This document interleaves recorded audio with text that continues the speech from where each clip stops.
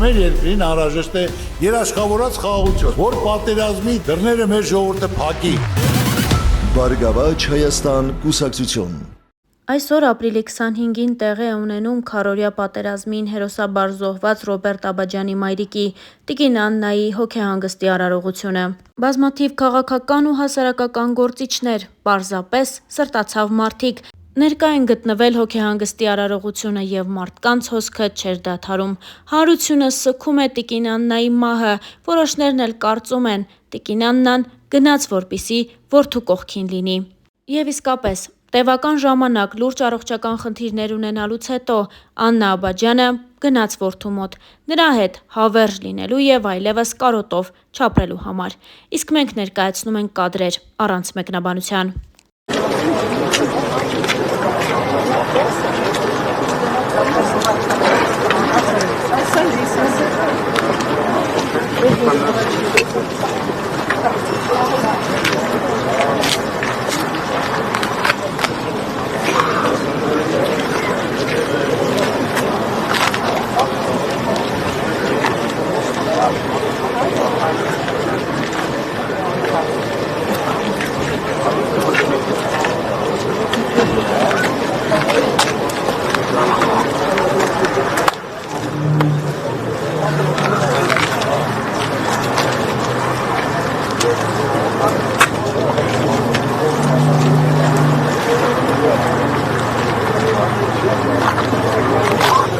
Իսկ մեզ մնում է հավելել, որ ինչպես մեծ ցավով արդեն տեղեկացրել ենք, որդու նահատակությունից 10 տարի անց մահացել է ապրիլյան քառօրյա պատերազմի նահատակ Արցախի հերոս Ռոբերտ Աբաջյանի մայրը։ Վերջին շրջանում Արցախի հերոսի մայրն առողջական խնդիրներ է ունեցել, վերջինս 52 տարեկան էր։ Star News-ը իր ցավակցությունն է ուղղում նրա ընտանիքի անդամներին եւ հարազատներին։ Իսկ մենք հավելենք, որ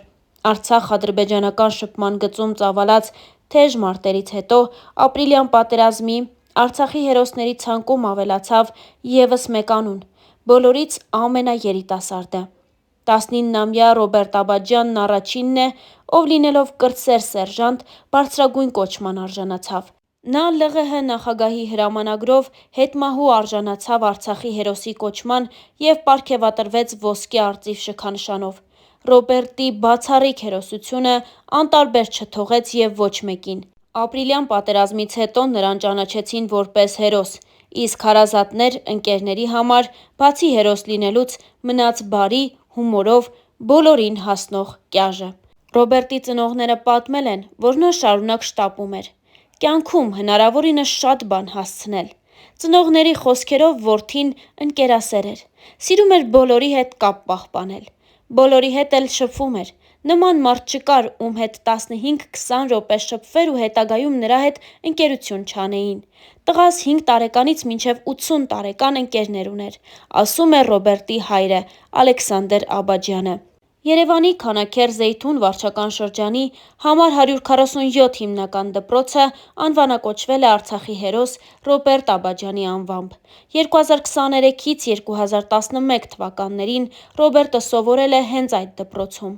Արցախի Քաշաթաղի շրջանի Հերիկ գյուղի դպրոցը եւս անվանակոչվել է ապրիլյան պատերազմի հերոսի անունով։ Հերոսի անունն են կրում Հայաստանում բազմաթիվ դասասենյակներ, հայրենիքի պաշտպանի վերականգնողական կենտրոնի լսարան ու գրադարան։ 2016 թվականի ապրիլի 1-ի լույս 2-ի գիշերը վերջին գիշերը եղավ այդ հայրենիների համար։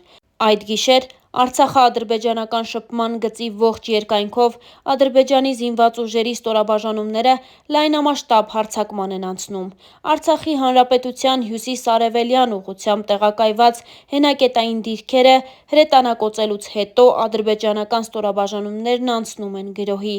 Շուրջ 300 հոգուց բաղկացած խմբերը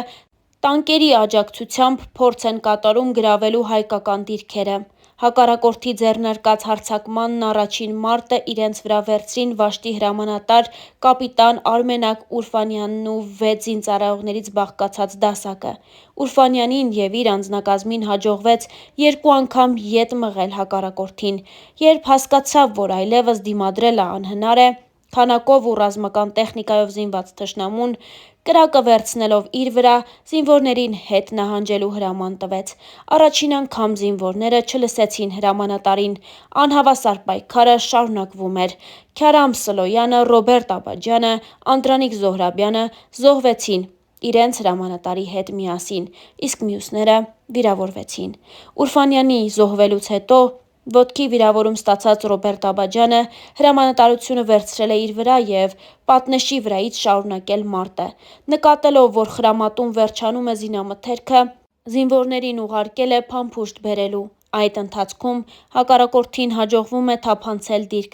Աբաջյանը կողքին մնացած միակ ծառայեկցի, վիրավորում ստացած գնդացրորդ Անդրանիկ Զոհրաբյանի հետ համառ դիմակայությամբ նահանջում են դեպի դիրքային կացարան։ Արյունահոսությունից մահանում է Զոհրաբյանը։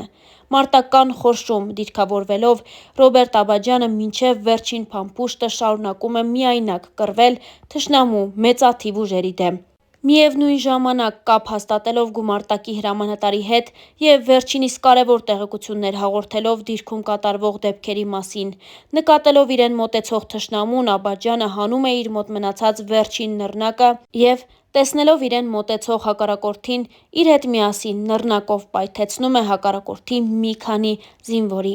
Այսքանն էինք պատրաստել այս տեսանյութի համար։ Առաջարկում ենք դիտել նաև Ռոբերտ Աբաջյանի հերոսական ընտանիքից լուսանկարներ։